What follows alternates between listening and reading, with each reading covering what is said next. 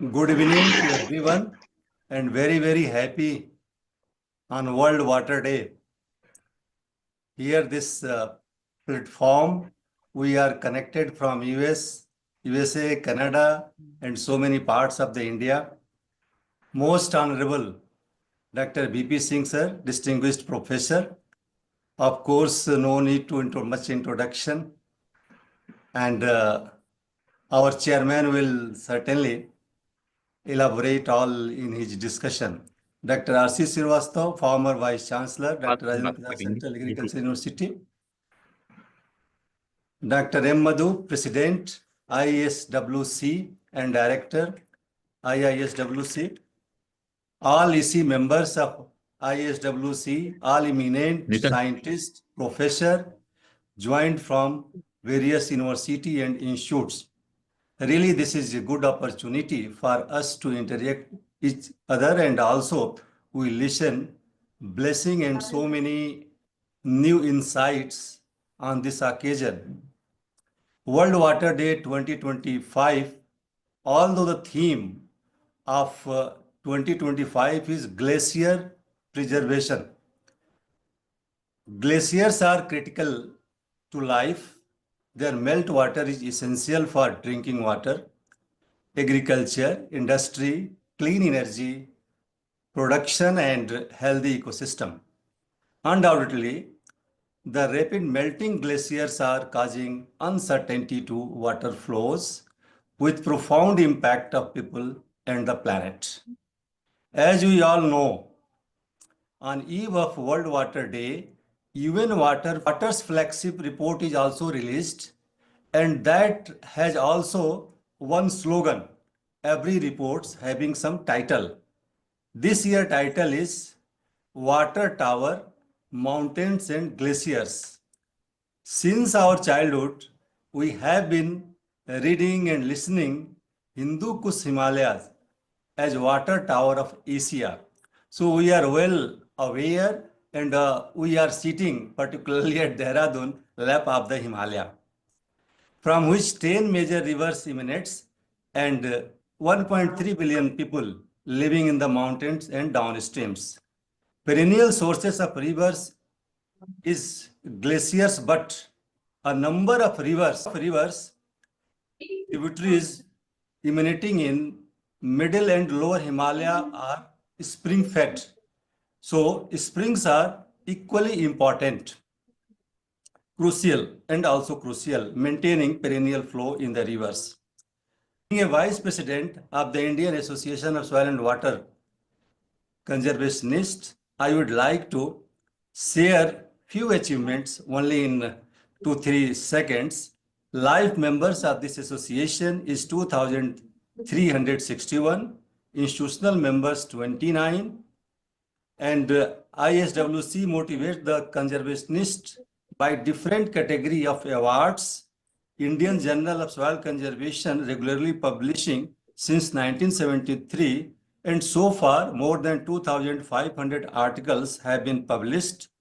23 national conferences at different locations, including three international conferences have been organized by the association. So with this short and brief introduction, I am requesting Dr. R.C. Srivastava sir to take over and now start the proceeding of today's talk. Thank you, Dr. Ambrish.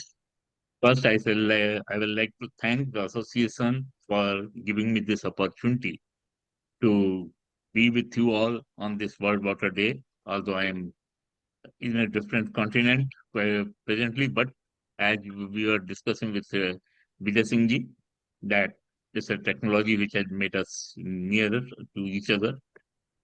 On this day, it's my privilege to welcome Dr. Vijay Singh ji, one of the distinguished, renowned water engineer. And as we all know, water is the essence of our life. So we have to talk about it and think what we can do and what we should do for keeping our population our living standards to a better condition. And for that, as the theme of this year is glaciers.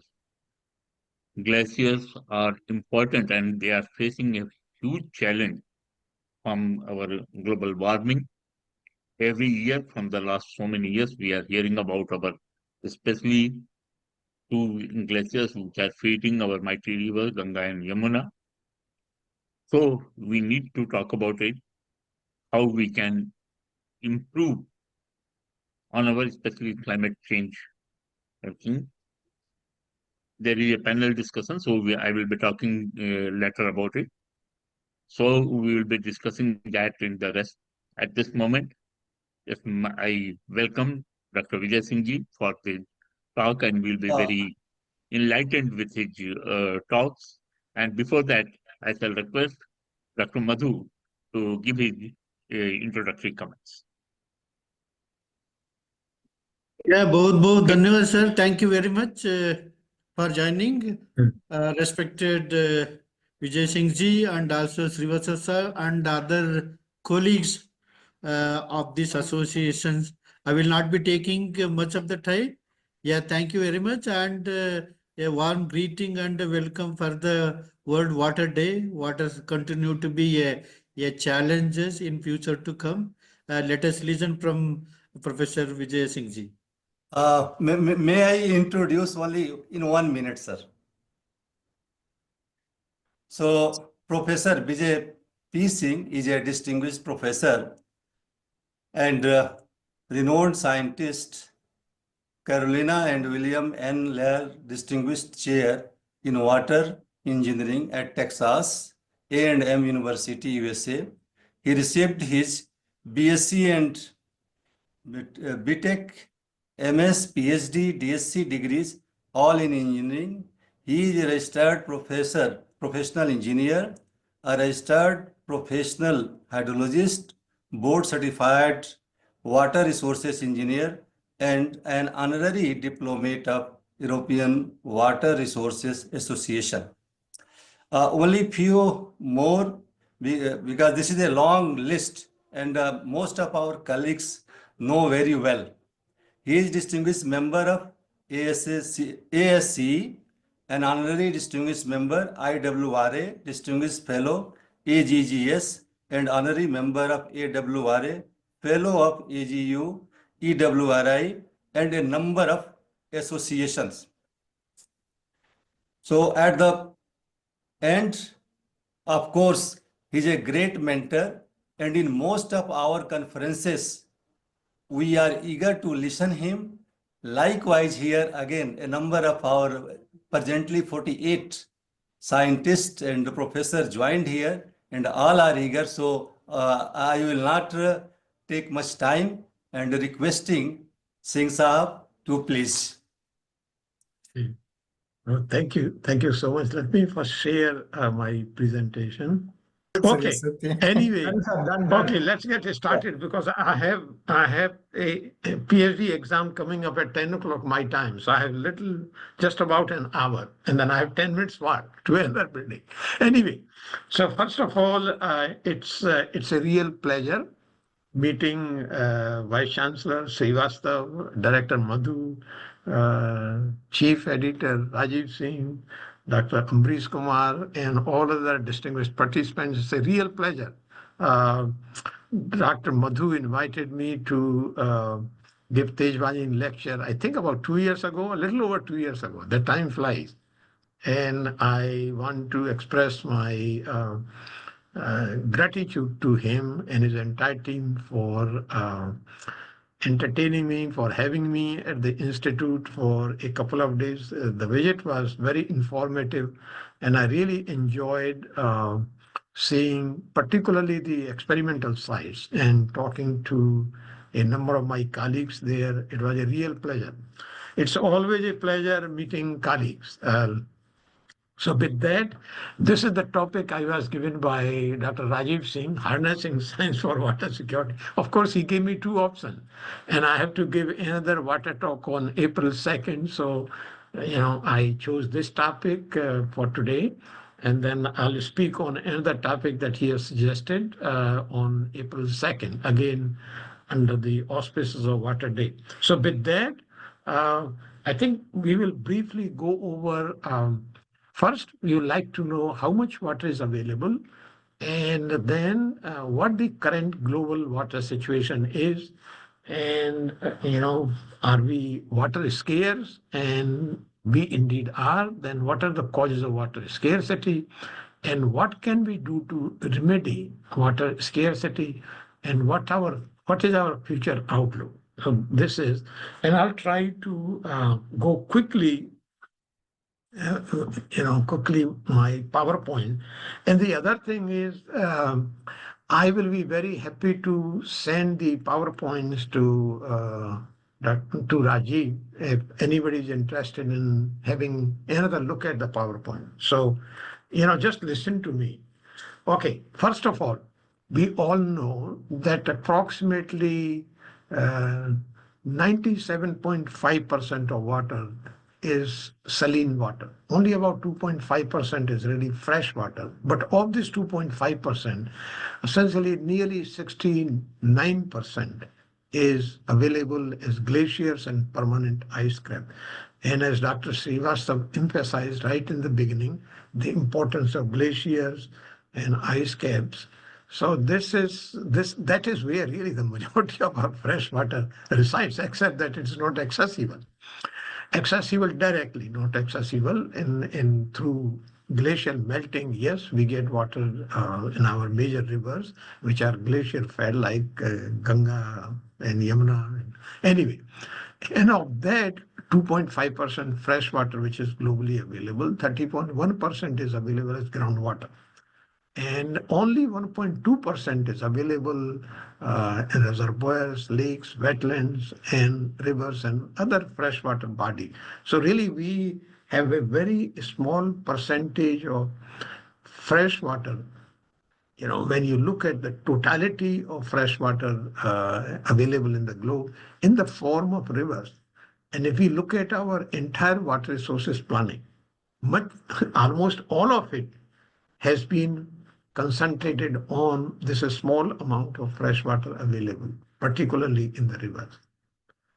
And if we look at the glaciers and permanent ice caps, then we know that Antarctica has much of it. Really, 91.6% is available in Antarctica. And then the remainder, nearly 7.9% is available in Greenland. North America, only very small amount, 0.27%. In Europe, very even smaller, 0.025%. In Asia, whole of Asian continent, only 0.18%. In Australia, almost negligible, 0.0005%. The same thing is true with Africa, 0.0001%. In South America, again, very small amount, 0.003%. So really much of the glacier and ice caps are available only in Antarctica and Greenland. Of course, we have in Himalayas, we have millions of lakes, millions of glaciers available. But even then, in the totality, really that represents a relatively small amount. Now, then, if you look at the groundwater, then we find that in Asia, almost 1/3 of groundwater, of the global groundwater resources, are available in Asia, 33.3%. In North America, only 18.4%. South Africa, 12.8%. Europe, only 6.8%. In Australia, it is even much less, 5.1%. In Africa, 23.5%. Really, so, even though the Asia is the most populous continent, but fortunately, we do have a reasonable size of groundwater resource. And if we look at wetlands, lakes, reservoirs, rivers, then in North America, this is more or less evenly distributed if we take Australian continent aside, where there is a very small amount. But otherwise, in North America, 21.7%, South America, 25.8%, in Asia, 24.8%, Africa, 20. So there is a little bit of variation, but it's almost evenly distributed. Now, of course, if we look at the freshwater availability, then we find, based on United Nations statistics, if we have freshwater available on a per capita basis less than 1100, so we are in a water stress situation. And in India, unfortunately, we are already in water stress situation, and we are almost tending toward water scarce situation, and that we encounter almost on a regular basis these days, especially during the summer month. So we are actually we are getting into a really serious problem when it comes to water availability. And of course there are other parts of the world which are even worse, say, particularly if you take the case of North Africa. There I'll show you there's not a whole lot of water available. Now, if we look at the global water situation, we find the local water shortages are multiplying because of current patterns of use and abuse. That means the amount being withdrawn is dangerously close to the limit and even beyond. And the result is that the source to sea connections are severely interrupted. For example, 37%, 37% of global longest river means the rivers which run for more than 1,000 kilometers, they remain free flowing, only 37%. An alarming number of rivers no longer reach the sea. For example, the Indus, the Rio Grande, the Colorado, the Murray Darling, the Yellow River. These are the arteries of main grain growing area. They never see the light of the sea. Also, we are having severe and long droughts occurring only frequently. For example, in Australia, in India, in China, the United States, Brazil, South America. And in countries which are highly dependent on hydroelectric power, such as Brazil and South America, there are repeated brownouts because there is not enough water to turn the turbines. Freshwater populations, a lot of people these days are very much interested in ecosystems and ecology. There we find that freshwater fish populations are in precipitous decline. Fish stocks have fallen by more than 30% based on Worldwide Federation for Nature.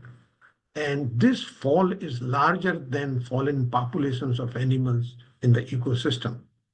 50% of world's wetlands have been drained, damaged, or destroyed in the 20th century. And when there is a fall in the volume of fresh water in the rivers, naturally that leads to the invasion of salt water in delta, which changes the balance between fresh water and salt water.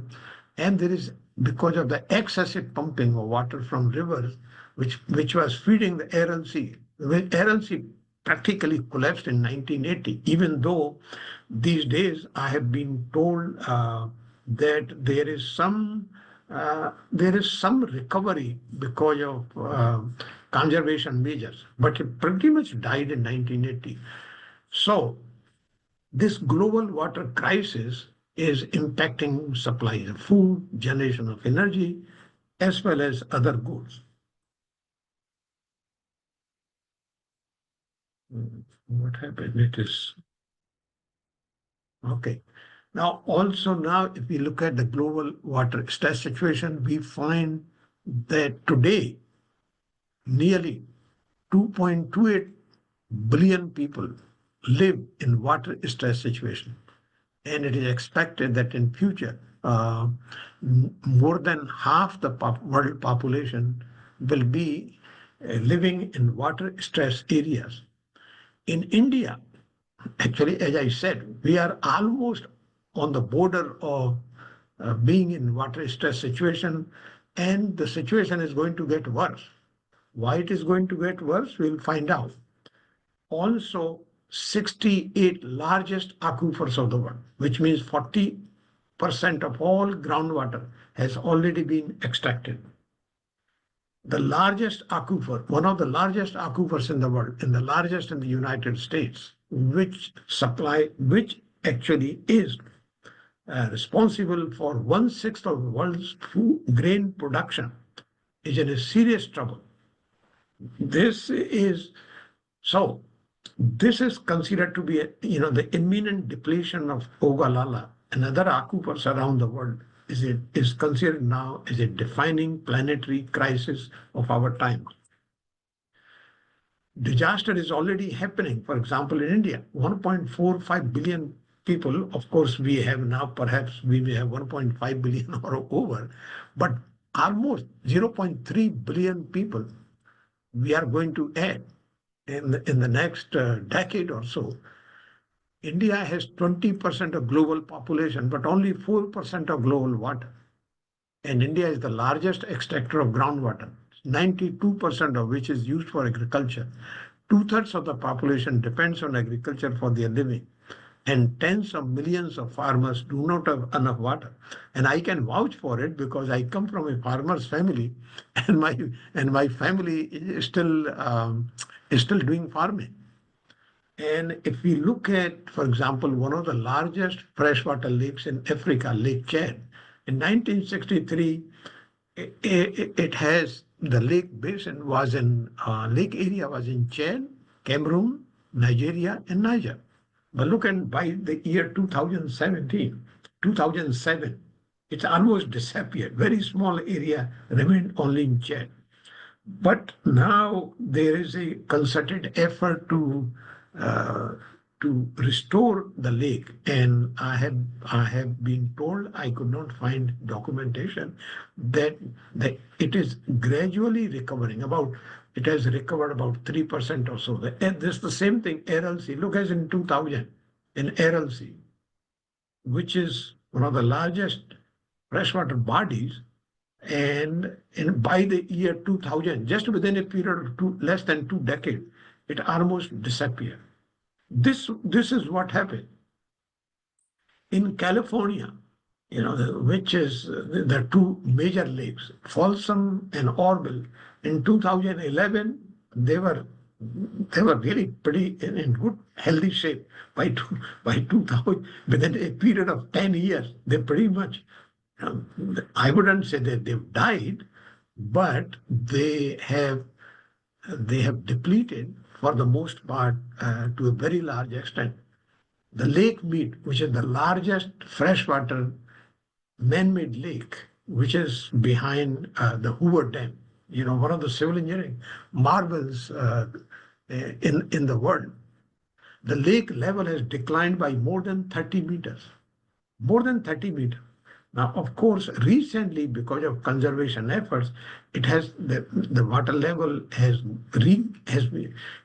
gone up by about 5 meters, but 30 meters has declined, in fact. And the cities of Los Angeles and Las Vegas depend on the water supply from Lake Mead. The same thing is happening in China, in Pyong Lake, one of the largest freshwater lakes in China. In 2000, it was in healthy shape. By 2022, within 2 decades, it pretty much disappeared. So what is that? So where is the water crisis occurring? Now you see that almost 1 billion people, that is 1 in every 7 across the world, do not have access to safe drinking water. Now, of course, by 2025, this is going to increase to 1.8 billion. Almost 2 people out of 3, they live in water-stressed area. And this water crisis is actually occurring primarily in severely populated areas. In India, of course, this is our country. In 2011, our population was 1.03 billion. By 2011, it shot up to 1.21 billion. By 2024, my guess is it's almost 1.5 billion, if not more. This is one of the regions. Look at the North India. It's in a serious. Even though a lot of people believe that because we have Ganga, we have Yamuna, we have Chambal, we have other major river systems, so we have plenty of water. But the fact of the matter is we really don't have enough water. In Delhi, for example, it faces a severe water crisis. That's what the Central Groundwater Development Board reports, because there has been a significant decline in groundwater recharge and availability for extraction. By 2023, only 0.34 billion cubic meters or 0.38 billion cubic meters was recharged. That means we are withdrawing a lot more than we are recharging. So we are heading in. This is what happened. This is a photo taken from last year. This was happening in Delhi, in the capital of our country. 54% of India's, actually 54% in Indian territory faces high to extremely high water stress situation. This is because 54% of India's groundwater wells are decreasing, because they are decreasing means their water level is going further down and down. And this is not only true in India. Look at in California in 2015, there was a very severe drought, and it lasted for at least 3 years. Very severe drought. The entire state of California. And California, if you consider California as a country, it has the fifth or sixth largest economy in the world. So and the same thing happened in Texas, where I'm staying. So anyway, because of shortage of time, let me go quickly. And it is also happening in China. So along with the spectacular economic growth that China has been having for the past nearly 4 decades, it faces a looming water crisis. More than half of China has 50,000 rivers. In India, for example, we have 112, 140 river systems in India. Now, of course, and there are hundreds of rivers which have disappeared. In China, more than 25,000 rivers have completely disappeared. And, this is, of course, in 2013, they started making a serious effort in restoring some of the rivers. And the same thing applies to Iran and Africa, water stress situation in Australia, and also in Europe, even though Europe is relatively in a better shape. So what are the causes of water scarcity? Primarily population. And it is estimated that 80% of water scarcity is primarily attributed to population. Population rise, also higher food and energy requirements, which are leading to higher water requirement, and also higher economic development. Because along with economic development, what happens is that our food habits, our dietary habits also change. For example, meat consumption. India is primarily a vegetarian country, but now the meat consumption is also growing considerably. It has become now fashionable, I think, partly because of aping of Western values, that people have started consuming a lot more meat now. In the last 50 years, the population has increased from 3.7 billion to 7.7 billion. So, but the water use has increased from 2,360 cubic kilometers to 4,600 cubic kilometers. Now, projections are that by 2050, the population will increase by another 1.7 to 2.5 billion, which will be approximately 22 to 34% rise. But water use will also increase by 20 to 30% above the current level. And so which means more than 50% people will be water stressed or water scarce, which will amount to nearly 6 billion people based on United Nations World Record. And this is the population rise. This population actually growth is occurring mostly in 20 most populous countries. And these are the 20 most populous countries, including, unfortunately, our own country, and also in Africa. In North America, population is not really increasing except Mexico. In North America, actually, the real population is declining. The population is increasing only because of immigration. But in-house population is not really increasing. This is contrary to what is happening in our country. Okay, let me move.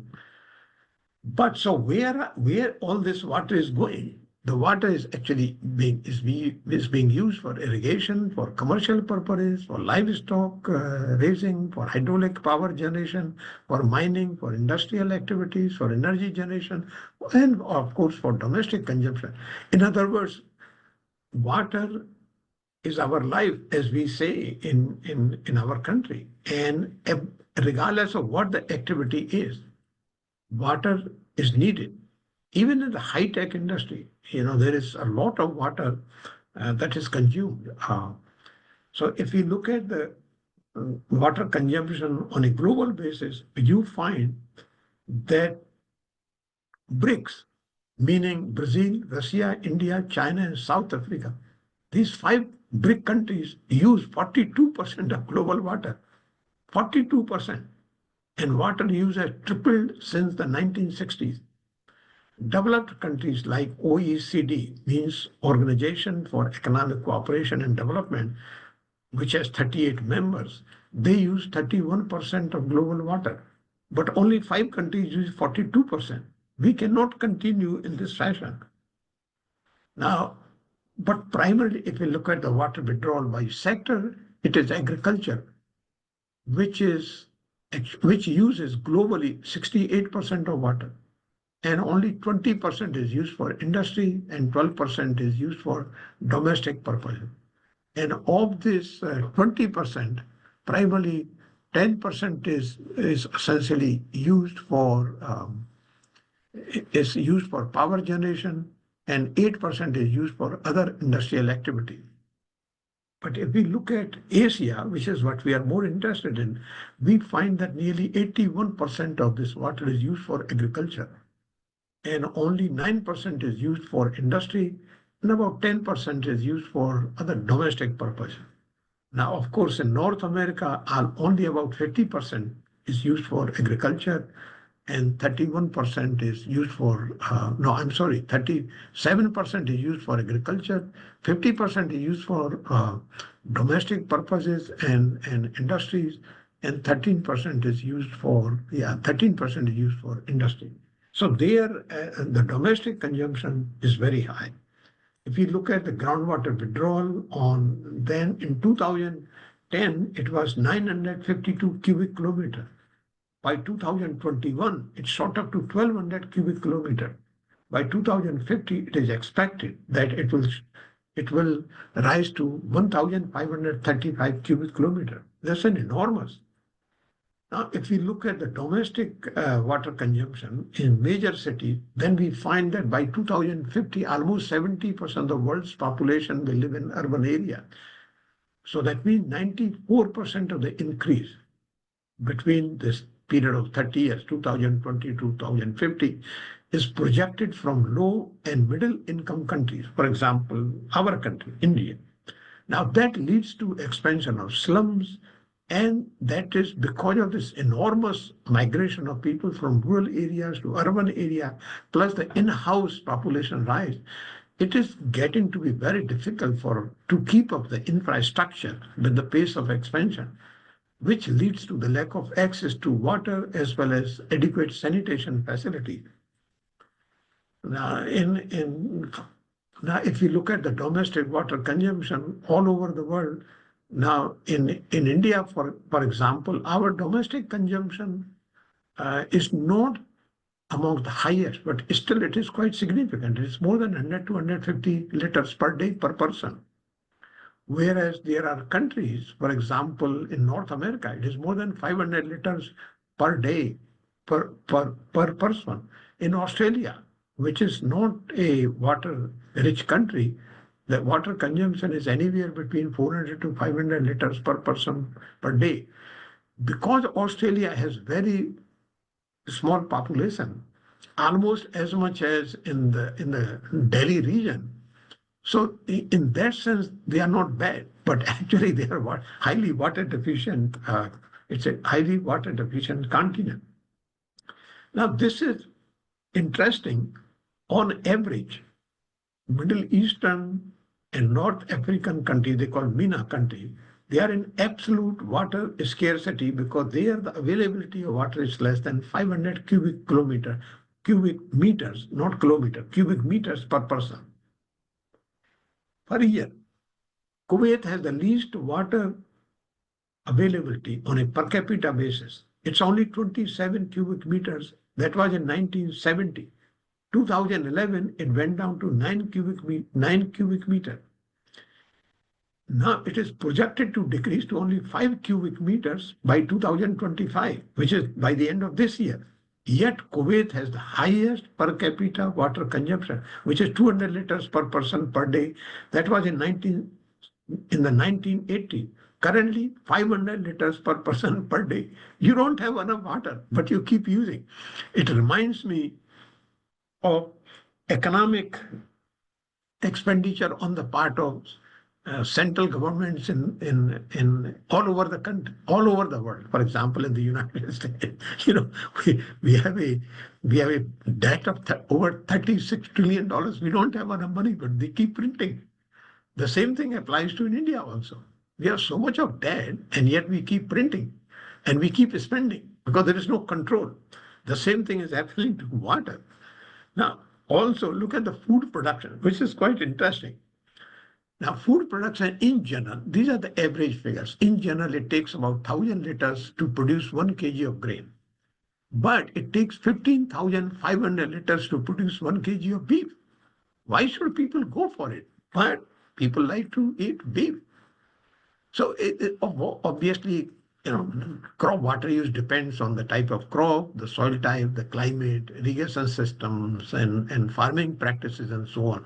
But in general, we find, for example, if you look at in India, we are not a water, when it comes to agricultural production, we are not a water efficient country by any means, despite all the talk on the part of the government. The fact of the matter is that in India, to grow, for example, 1 kg of maize, we need nearly 2,000 liters. Whereas in the United States, you need only about 600, 700 liters of water. So you see the difference between, but what is interesting is that these days, young people like chocolates. And especially in India, whenever I go to conferences, and they offer chocolate ice cream, most people like to eat chocolate ice cream, which I don't quite understand because chocolate, we don't grow that much. But anyway, we don't grow cocoa that much. But this is the most inefficient, most water consuming crop. To produce 1 kg of chocolate, it requires 17,196 liters of water. Whereas for rice, you need only 3,400 liters of water. And for example, for wheat, you need only 1,000 to 1,500 liters of water. So, this shows, and for fruits, we even less. For example, for lettuce, you need only 217 liters of water. For kiwi is 237. For tomato, 214 liters of water. Now, this, from a water standpoint, I think one can make a very strong argument why we are vegetarian, and we should be vegetarian, not only from a health perspective, but at least being in the water sector, one can make a very strong argument why it is better to be vegetarian, because we don't use that much of water. A meaty American diet takes nearly 5,000 liters of water per day. A meaty American diet, one diet. Whereas vegetarian African Asian diet, it requires only 2,000 liters of water. Now, what is interesting is if you look at meat consumption in China, for example, in 1985, it was only 20 kg per year per head. By 2009, it shot up to 50 kg. So even if we consider the figures of 2009, consumption of meat at the rate of 50 kg per year per person amounts to 390 cubic kilometers of water, which is equal to total water use in Europe because of huge population of China. And the point here is once you shift your dietary habits, it's very difficult to reverse it. For example, those who are vegetarian, they don't like to be non-veg, but those who are non-veg, it is very difficult for them to be vegetarian. And another interesting figure is look at the water use for energy production for natural gas in order to produce 3 million BTU, then you require only 3 gallons to produce 1 million BTU. Hydroelectric, only 20 gallons. But in hydroelectric, the point is that really it is the entire water is recyclable. So in other words, we are not really wasting any water at all. You can recycle that. Where a fossil fuel thermoelectric power, it requires 230 to 270 gallons of water to produce 1 million BTU.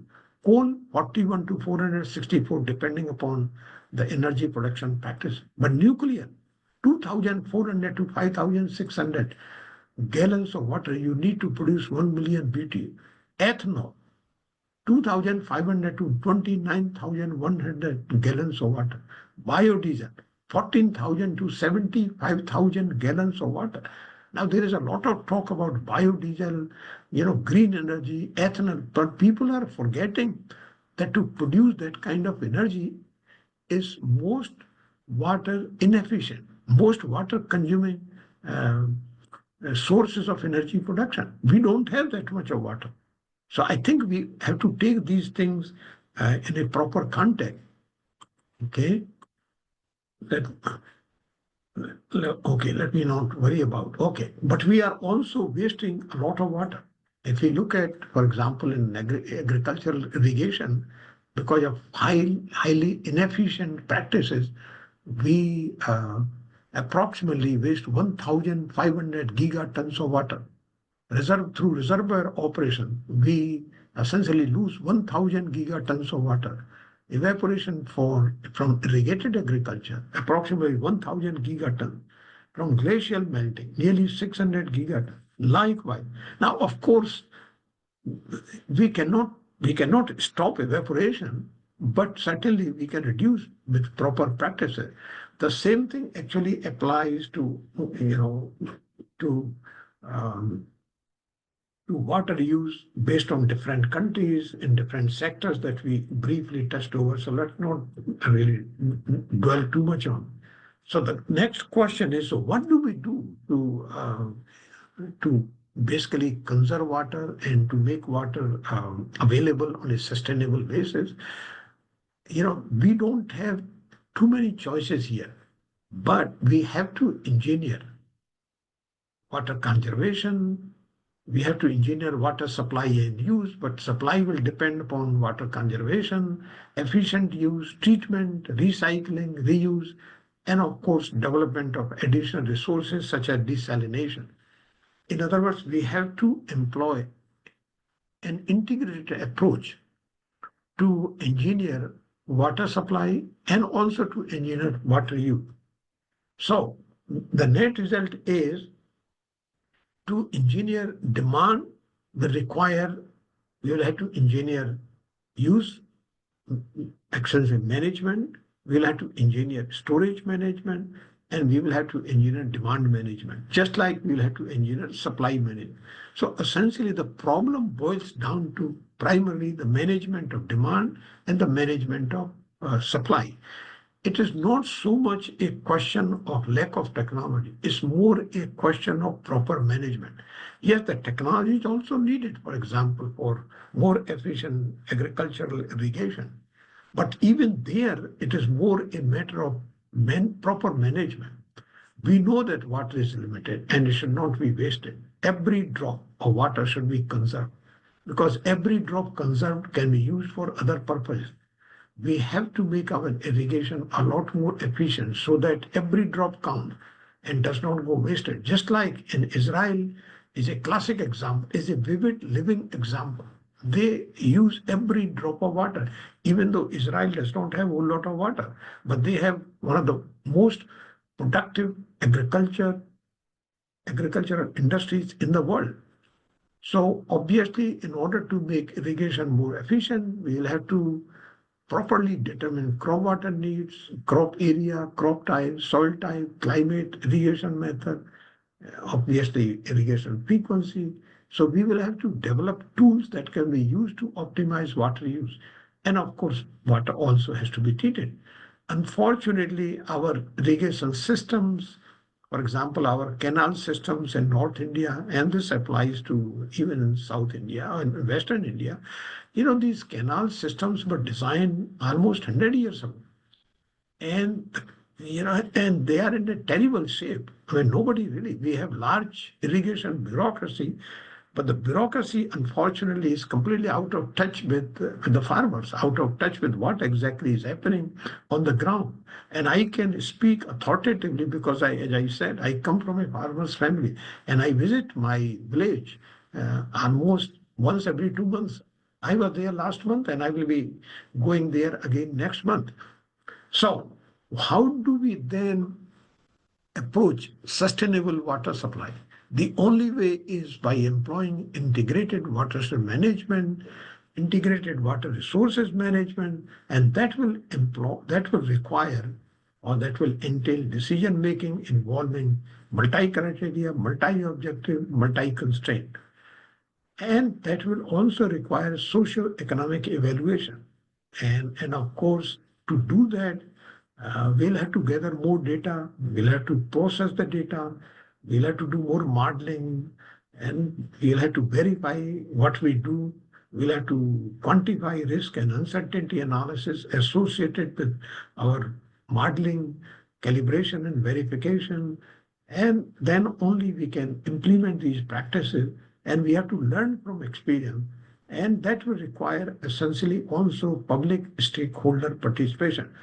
So the net result is that we will have to redesign our entire way of thinking. What happened?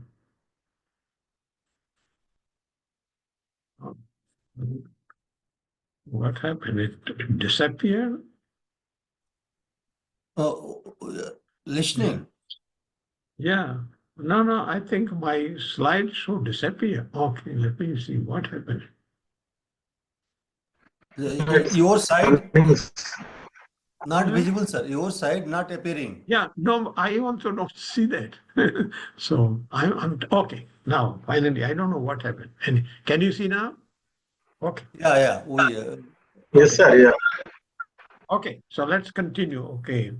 Now, the another point which is complicating things is climate change, and it is having its impact. Of course, not everybody believes, because climate change has a lot of implications, particularly in the area of food security, energy production, and the health of ecosystems, and the entire ecosphere for that matter. The ecosphere, biosphere, it is impacting human society, and it is essentially giving rise to extreme hazards, hydrometeorological hazards, and it is impacting the entire water resources sector. Now, why, how it is impacting the water resources sector? Because it is changing the temperature regime, which is leading to changes in evapotranspiration regime. It is changing the freshwater availability. Also, it is changing water consumption.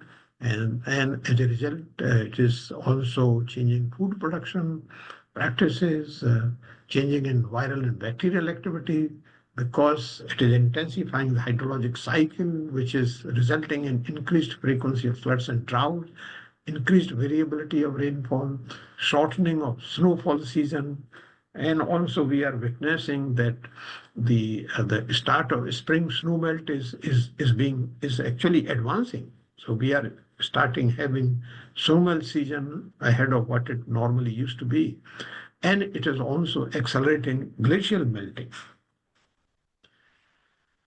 Also, if we look at, for example, the period of 1996 to 2015, the number of occurrences was essentially about 10 droughts we had during this period of 20 years. The climate change is expected to increase this frequency and magnitude of extreme weather event. The people affected by the drought during this 20-year period was enormous, nearly 10 million.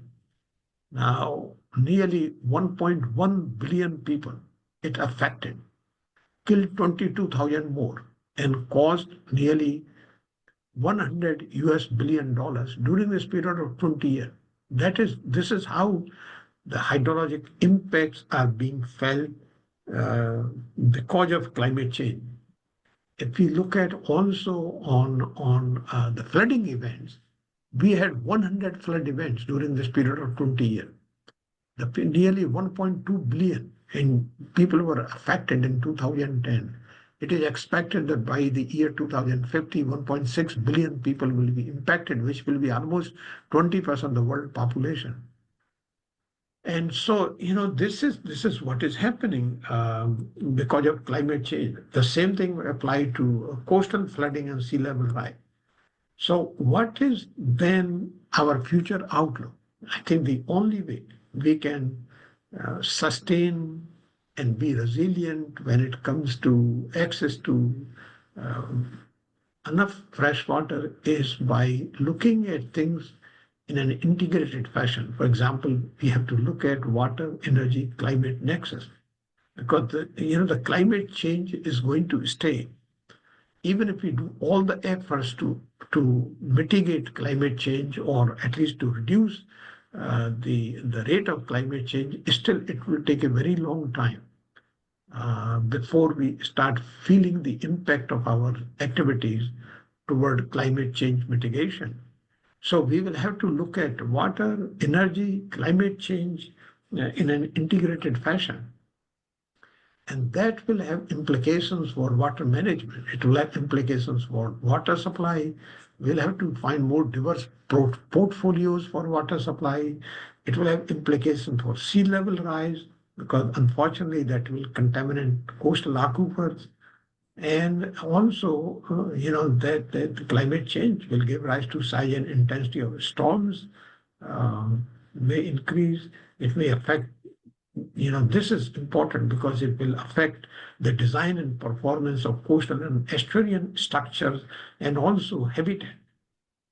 So, the planning for all new projects will have to include the impacts of climate change. Say existing infrastructure facilities were designed using hydrologic records that did not reflect the effect of climate change. So which means there will have to be a systematic revision of existing infrastructure facility. If the infrastructure facilities are not able to keep up with the current hydrologic situation, people start blaming the engineers and the government. But the fact of the matter is that these facilities were designed 50 years ago, 100 years ago, or 20 years ago, and they were not designed keeping in view the climate change. So we don't really, it is no surprise that these infrastructure facilities are not able to keep up with. And this is what people will have to understand. And also the government will have to understand the only way, as it is being done in the United States, is to go back and revise and upgrade the infrastructure facility. For example, in the US, all major dams are being upgraded to accommodate 1,000-year floods. Now, in India, of course, there is no concern in that direction, because the larger floods, they overwhelm existing control structure. Reservoirs don't get enough water to store for people and plants during drought. Snow and ice are natural regulators because they store water in winter and release in summer, but they are being disturbed. Global warming in melting glacier and causing snow to fall as rain. So there are more swings between floods and droughts. And as a result, now there is some tendency to build more dams. So which means the dams are coming back. So we will have to re-examine and actually reflect on our entire water security system, food security system, energy security system. But this reflection will be possible in a sustainable and resilient fashion only if we have a close partnership amongst academia, government, NGOs, and the private sector. And that will have to start with our educational system, which means we will also have to train the trainers and teach the teacher.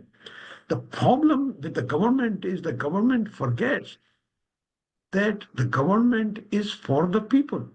So in other words, the people that the government is designed to serve has to take into consideration the people who are being served. And unfortunately, there is a very sharp chasm, there is a very deep chasm between the user, and the governor. And this is happening not only in India, this is happening in the United States as well. And unfortunately, this is the way the governments are anyway. So, as a society, I think we know that there is a paradigm shift from development to management. There is enough scientific and technological progress. I think our social progress, I'm not so sure about this because of changes in global demographic landscape. We find there are too many conflicts and wars, competition, too much of competition. There's too much of divergence. And I think now is the time to really integrate engineering, technology, socio-economic, political science. In other words, the humanity, the human science, and engineering and the technology have to be integrated together if we want to really solve this problem. So we will have to go back as our in our way of life in India. I think it's always a good idea to go back and have a personal reflection. Because remember, our lands are fertile, our natural resources are finite, it's like our water. And we'll have to go back and take a look at the way we live. And for that matter, even the very objective of life. Because we have to remember the natural resources are God's gift. We must use them very wisely because we owe it to our future generation that we leave them in a better shape than the shape we got them in. So with that, I will end, and I want to thank once again Dr. Madhu, Dr. Rajiv Singh, and it's a pleasure meeting Dr. Srivastav, Dr. Ambrish Kumar, and all other participants. And thank you very much. I still have about 15 minutes. I will be very happy to answer any questions that anyone might have. Yeah, thank you very much, sir, for your excellent presentation. And some of the questions, it is available in the drop box, chat box. Yes. Dr. Amrish Kumarji, can you? Oh, chat box. Yeah, Yeah. yes. Yeah. Okay. Good morning. Okay. Good morning. Call to. Okay. Let me see. So far, it's only good morning messages I'm seeing. Yeah, Okay. Dr. Excuse me, sir. May I ask a question? Yes, Dr. Uday Kodaji? Yes, sir. Uh, Hello. Yeah, please Hello. go ahead. I just want to ask the question to Honorable Speaker. You just mentioned about the water, energy, and climate nexus. Can Yes. we add a food in that? Yes, yeah, it is actually, it is, it not only food, actually the nexus is, you have made a good point. The nexus, actually, the true nexus is water, energy, environment, food, health, and society. This is the true nexus. But because we are discussing water here, so I purposely did not. But really, it's not just food alone. It is water. And the reason I put food a little bit later, because food depends upon water, it depends upon energy, it depends on environment, it depends on climate. So the water, energy, climate, environment, food, health, and society. This is the sequence of 7 elements which constitute the nexus that we should really take into consideration. Thank you, sir. One Sir. question, sir. Yeah, please from raise your Singh. hand, please. Excuse me, sir. I am Mr. Nagasrinivas Rao. Please go ahead. Go ahead. I'm working as an environmental engineer in Coal India Limited. Okay. Sir, we were studying about integrated water management systems Yes. Yes. during 2005. It's 20 Yeah. years back. Yes. Still, we are planning integrated water management systems in India. What is the missing link? Can you please?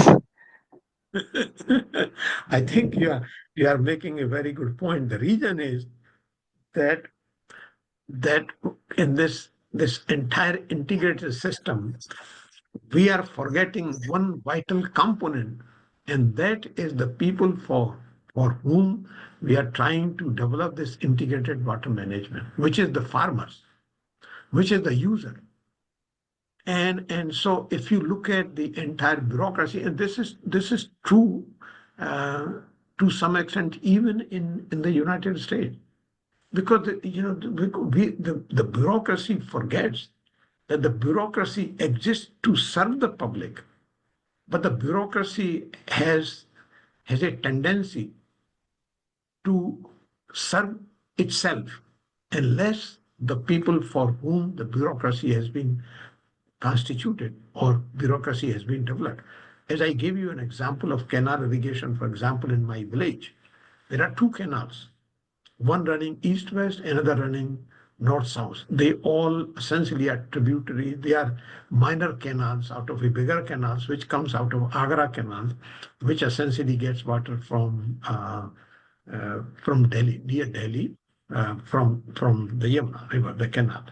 Now, but the engineers, the junior engineer or assistant engineer or the canal operator, they never come and talk to the farmers. And so the irrigation scheduling was done perhaps 50 years ago, and they completely forgot that because of climate change, cropping patterns have dramatically changed. Agricultural practice have changed. Fertilizer application has changed. So the cropping patterns also cropping patterns demand a different irrigation scheduling. Canals do not operate when the farmers need water, and sometimes canals operate when the farmers don't need water. And this is not because there is a lack of technology. This is entirely because of lack of interaction between the canal irrigation bureaucracy or irrigation engineering bureaucracy and the user community, which is the farmer. So this entire, remember, integrated water management requires not only engineering technology, but it also requires essentially the people for whom this management is to be done. So in our country, the emphasis has been more on two things. Engineering, which means you construct things, you construct a canal or you construct buildings, for example, and the bureaucracy. Bureaucracy means governance. But the management in between actually a completely missing link. The management cannot be practiced unless the user community is brought into the picture. It is the user who should have a primary say, not the people who are governing. The people who govern, they are there to serve the user. But the tables have turned around. No, the user has no say. The user has no voice. It's just like politicians. The people get elected, they completely forget who elected them. They start serving themselves rather than serving the people. And that is why the bureaucracy continues to increase and continues to blossom. But the people continue to suffer. So this management requires not only engineering, not only technology, not only the governance, but also the people, meaning social institutions, cultural institutions, political institutions, legal institutions, and administrative institutions. That's what integrated management is. Management means all aspects should be brought together and they should operate in an interactive fashion. That's why we call it just like a human body. If one organ fails, however distant the other organ is, it gets impacted gradually. And that's why it is very important to look at things these days in an integrated manner. That's the reason it is not functioning. And it is not going to function unless we change our way of thinking, unless we change our outlook.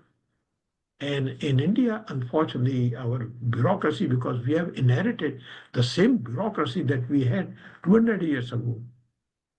If you look at all that, look at the legal system, look at any system. And we are actually making system more and more bureaucratic. Tell me something, why do we need so many IAS officers, for example? What do they do?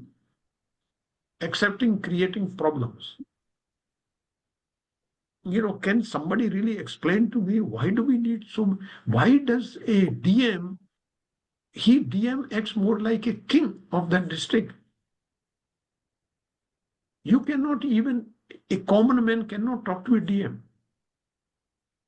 Can you believe it? In UP, if I don't have a connection, I cannot walk in. In fact, I can't even enter into the compound because there are policemen at the gate who are gatekeeper. They will not allow a common man to enter the compound, let alone enter the DM's office. What kind of a system of governance is this? Who are we governing? I don't understand all this.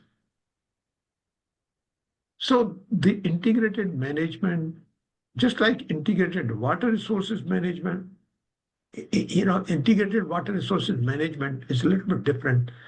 Integrated water resources management means the management has to be done at the river basin scale. So that requires not only engineering, not only technology, but also all other aspects, which I was telling, social, political, cultural, because we are in India, we are a people's people. And which means that we also have to take into consideration not only what is perceived important in the capitals, in our state capitals and the central capital, but also how people think. Because we are a very emotional and people's people. So a lot of practices which are advocated by the government cannot be successful unless we take into consideration how people think emotionally, culturally, religiously, socially, politically. That's what integrated means. Thank you, sir. Thank you. Thank you very much. One person from Africa, Dr. Kelly, Yes. he is interested to know about the groundwater recharge. Yes. And raising his question, particularly in some area, there is too much rainfall, even though poor groundwater strata. Yes. Well, I think that's a very good point. First of all, in the groundwater recharge depends upon hydrogeology of the area. For example, in the south, most of the groundwater aquifers there, because the south is a southern peninsula, they are rocky formation. In the north, for example, most of our aquifers are unconfined aquifers. So there the recharge is a lot easier. Whereas in the south and even in the north, not everywhere you have unconfined aquifers. Confined aquifer means we have only fixed recharge zones. Only there natural recharge will occur unless you create artificial recharge wells. Now, the best way is if you have plenty of rainfall, why not you take advantage of plenty of rainfall and don't worry about groundwater extraction? So if you are not extracting too much of groundwater, the natural recharge will be more than enough. The problem of groundwater recharge comes when we extract a lot more water than actually we are able to recharge groundwater, which is what is happening in the country. Even in the north, for example, I remember I have a school that I established in 1994. The first we constructed on my school campus, we constructed a tube well, only about, no more than really 5 meters down. After a few years, we had to construct a tube well, so the pipe has to go down nearly 10 meters. Then the third time, after a few years, because there's so much of groundwater extraction, now we had to construct a pipe which went down 50 meters. Now, I do not know how long it will be able to sustain itself. And the reason is because nobody seems to care. There is no law, there is no education about the dangers of over exploitation, and you cannot blame the farmers also because they need to produce crop, they need to produce grain. If you do not supply water to them, then obviously they will have to find other ways. So what they do is on my own farm, when we have a farm, my family have small lands at 7 places. So we have seven tubers because canals, even though we have 2 canals only on the paper, but they are not supplying water when we need it. So the people extract groundwater. So groundwater extraction, that is why in India, the groundwater extraction is the highest in the world. And nobody seems to bother because we seem to be so engrossed in activities which are highly unproductive. And half of them are unnecessary. Look at all the fights that goes on between political parties. Nobody seems to talk about India's problem. And look at the journalists. The journalists, they sit in Delhi, sit in capital, and they go to 5-star hotel. They get so much money. They drink beer and sip wine and vodka or whatever. I have never seen them talk about India's problems. And then they write articles about the things which, in my mind, are completely unnecessary. Anyway, so this is where the problem is. Sir, I hope, sir, your 15 minutes, you have some time? Yeah, I have only a couple of minutes because now I have to run to another building, which is about 10 minutes walking. And the examination starts at 10 o'clock. Okay, okay, sir. Okay. Then, Yeah, Doctor, yeah. one question. Dr. Yes. Somnath Rai Chaudhary, Pro Vice Uh-huh. Chancellor, Apex University. Yes. I think he is asking about the natural farming, whether, oh, Parsarthi Pandya is also. So, Yes, yeah, whether, sir, yes. natural farming is more beneficial for water conservation? Yeah, And yes, I get the point. Absolutely. I'm a very strong advocate of natural farming. Not only it conserves water, but more importantly, it conserves the soil health. People are forgetting the way we are practicing agriculture, which has essentially morphed into chemical agriculture, is going to do more damage, not only to water, but even to the soil health, that essentially where we grow crops. It will not be conducive to growing crops and producing as much yield as we would like. Natural farming is actually the way to go.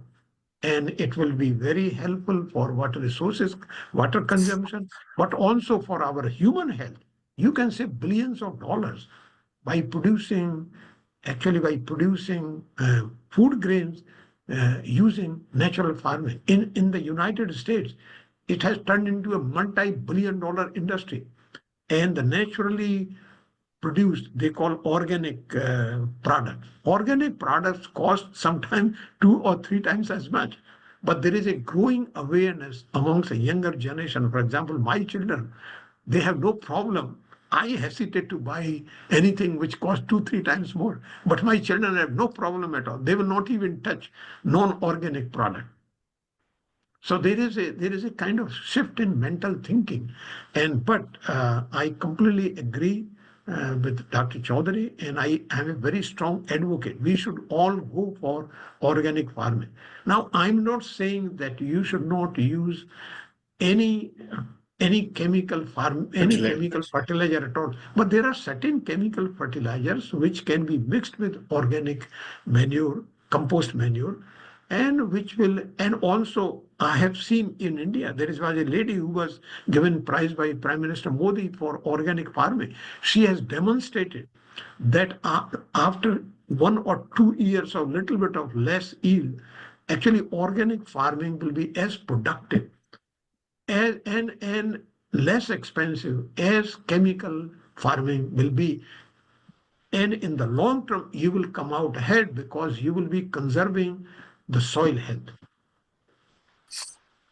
With this, I think Dr. Saab, he don't have time. He has to move to the next building.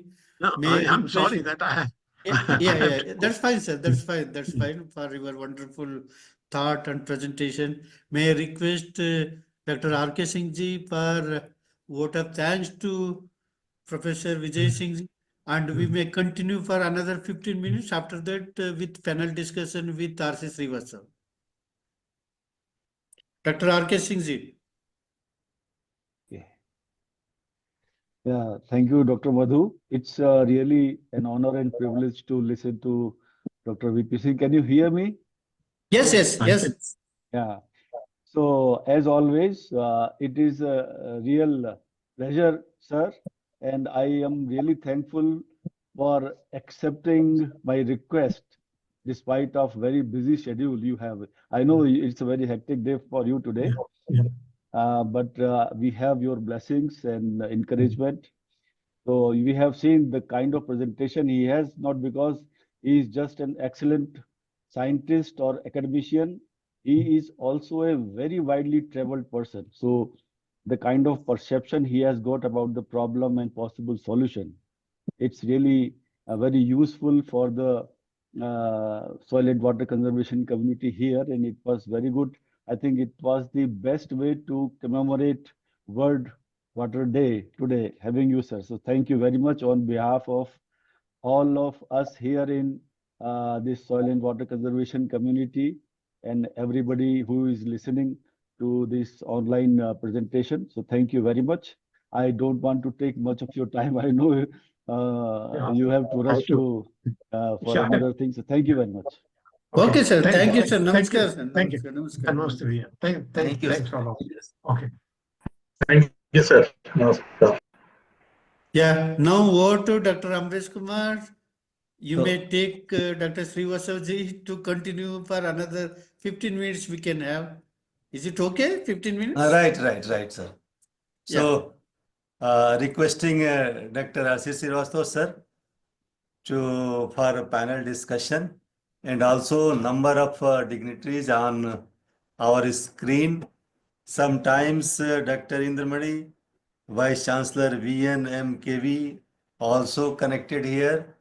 Dr. Kodke, ex-dean from BMKV, is here. Dr. Kundu, Director Extension RPCU, Dr. Rai Chaudhary, Pro Vice Chancellor, and others. So now requesting Dr. R.C. Srivastava, sir, please. Thank you, Dr. Ambrish. I think as Dr. Madhu said, we have got around 15 minutes. So I will request the esteemed our colleagues who are there to speak for 2-3 minutes, and then in last I will summarize the things. So initially I will start with Dr. Indramani. Dr. Indramani, will you like to speak, please? I think now he is disconnected, sir. Okay, then let us go to Dr. Kodke. Dr. Kodke, what I will request you to kindly speak for a few minutes on this day. Sir, very good evening to all. This is Uday Kodke, former Dean of Agriculture Engineering and Director of Instruction, Parvani. This was a very good opportunity to listen to Dr. VP Singh, the eminent scientist of Texas A&M University, Professor R.C. Srivastava, former Vice Chancellor, Dr. Madhu, Dr. Amrish Kumar, and all officials of society association. In fact, I have 2-3 points to put. One is we are celebrating World Water Day. I congratulate all of the dignitaries and give you best wishes for this day. We have a lot of programs the central government has started, even state government has a water conservation programs. How to coordinate them, various programs for water conservation, actually that is the main, and I think the engineers and soil water conservation engineers should give some points for the policy makers to coordinate this. Like we have a Jal Shakti Abhiyan, we have a MG Narega, then Atal Bhujal Yojana, National Water Mission, Pradhan Mantri Krishi Sinchai Yojana, Atal Mission for Regeneration and Urban Transformation, Jal Jeevan Mission, and all. That is one point.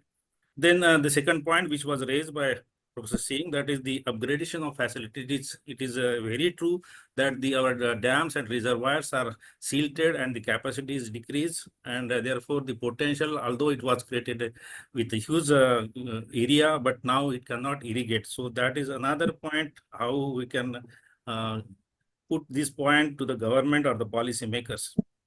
That is another point is the irrigation scheduling is changed, the climate change because of cropping pattern and all. I think that point. So my request to the heads of the divisions and those who are at the helm of the activities, I think some policies should be given to the government through different forums for all these things for as far as the India is concerned.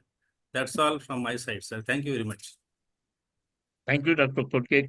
Can I invite Dr. Rai Chaudhary now? Dr. Rai Chaudhary, if you are online. No, not available.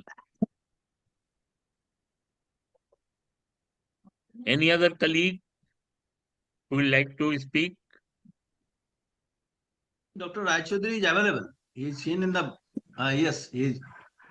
Dr. Rai Chaudhary.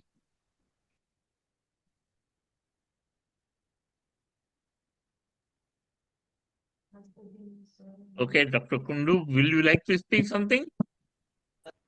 Certainly, sir. Sir, this is a great opportunity to meet you after so many years, though virtually.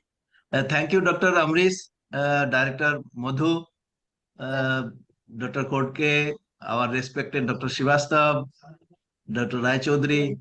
Though I am not a man of soil and water conservation, I am basically a veterinarian, and my last 5 years was totally devoted for extension purpose. So it is a learning for me.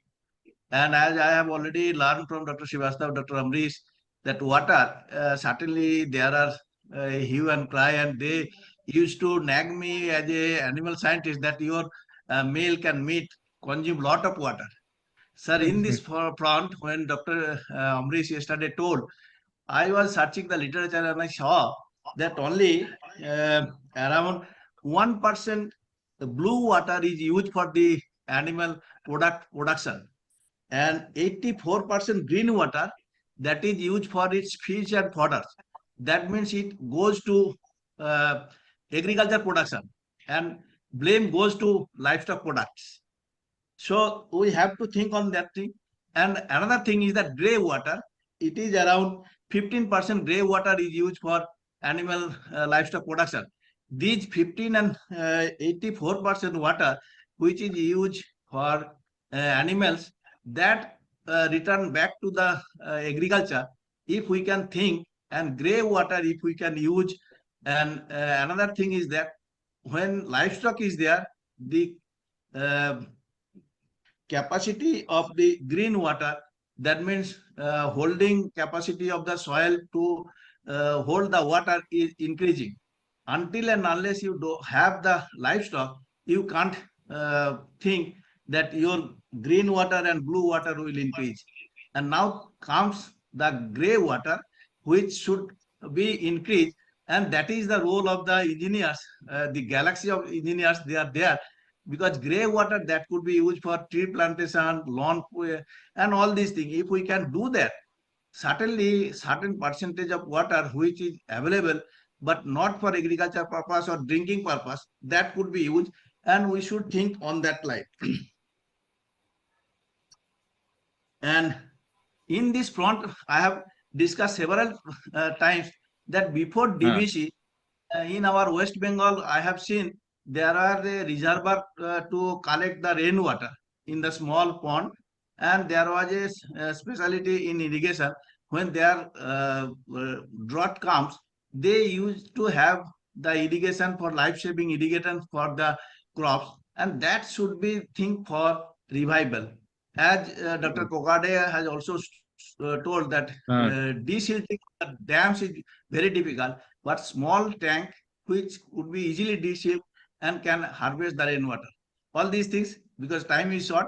So thank you, sir, for giving me opportunity to at least talk with the galaxy of engineers, those who are having in-depth knowledge about soil and water conservation, to get me acquainted with them. Thank you, sir. Thank you, Dr. Kundu. Any other colleague? Dr. P. Raja. Dr. P. Raja is there. Dr. Thank you. Thank you so much, sir. First of all, my best wishes on this World Water Day, and thanks, and also appreciation for arranging such a wonderful talk. And coming to this water, especially on this Water Day, we need to give more emphasis on this irrigation, effective irrigation management strategy, one thing. and then the water footprint also need to be calculated in all sectors. And a lot of water being wasted, and that even in agriculture purpose also. So because the people are getting it freely, so it is being wasted too much. So water harvesting structures need to be more, especially in lieu of this cloud burst, frequent cloud burst, and then the effective tapping of the natural springs, which we have been doing, but still it can also further, we can explore and exploit such natural springs also. So these are few points, but certainly we love to be more in line with this climate change aspect also. Because of the climate change, that the distribution of rainfall is not uniform.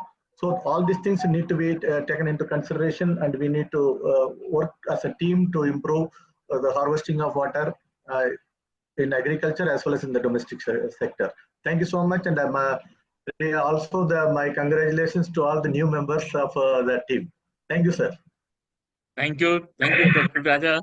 May I invite Dr. Dr. Raj Chaudhary? He's giving that. Dr. Raj Chaudhary, yeah, please unmute Please yourself. unmute. Please unmute. Please unmute करें. Unmute करिए Dr. Raj Chaudhary. Ramanjit, if you can do it, you can do it. Oh, okay, that's fine. Yeah, please go ahead. Sir, we have in Indian, I'm talking about Indian landmass, we have 12.1 million hectare area, which is waterlogged. And at the same time, in another part of Indian landmass, we find a perpetual drought or really drought to a critical level where we cannot grow crop. Now, is there any engineering solution? I understand I'm speaking very, very, optimistic or very, very adventurous, but are water engineers thinking about bridging this gap of this two different radical scenario? Is it possible? That is the main point I would like to press at this moment in this galaxy present, assembly of all wonderful water engineers from whom I learned the basics of water engineering. Thank you. Any other colleague interested in speaking? Shall I do, sir? Shall I ask Yeah, you five? yeah, I was just going to ask you only that please now is your final. Okay, सबको नमस्कार, and I wanted to just make in terms of point number one is that I'm audible. Yeah. Yes, sir, you are audible. In Karnataka, in order to increase the groundwater level, what they did, they pumped the water from the river to the system tanks. Some of the village tanks and other thing in series it was there. They pumped it so that actually these filled tanks served as a community, a recharge well kind of thing. Suppose that kind of thing, wherever it is possible, particularly in the southern states or in the northern parts, wherever it is possible, that may be the one of the best approach rather than going for the individual recharging of bore wells and tube wells. My second point is that with respect to the water productivity, we always used to compare with the Western country and India. Suppose even Professor Vijay Singh ji baat kar raha tha, he was telling about the maize productivity in the USA and also the India.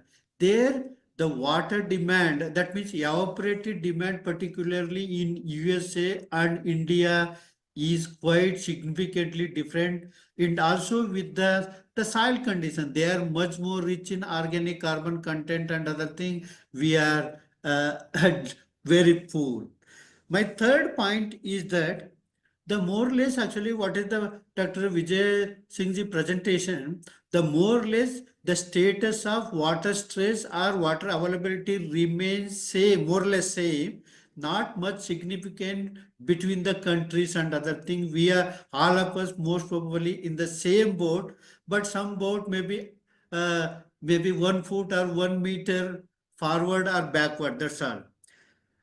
My fourth point is every drop counts. Every drop count means it doesn't mean that it is applicable only to the farmers or someone else.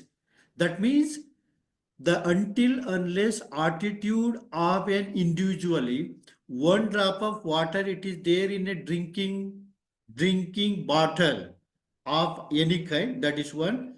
And in the similarly, a single grain, cooked grain, it is there in the plate of anyone. They're supposed to be treated as a it is own water, it is own food. In that kind of attitude comes, that definitely we can meet out these challenges. My fifth point is that whatever the water availability we are talking is that the population is the major culprit because it is increasing, and that's why actually the water availability per capita it is decreasing. And he also mentioned that